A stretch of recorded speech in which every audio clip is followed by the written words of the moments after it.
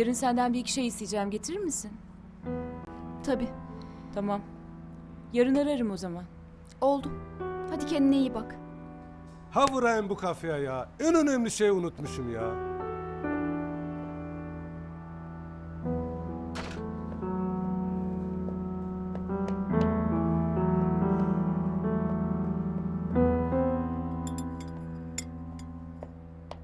Affedersiniz.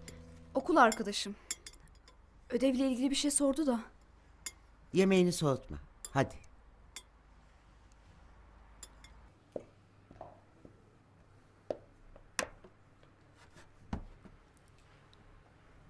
Ne diyor Necla?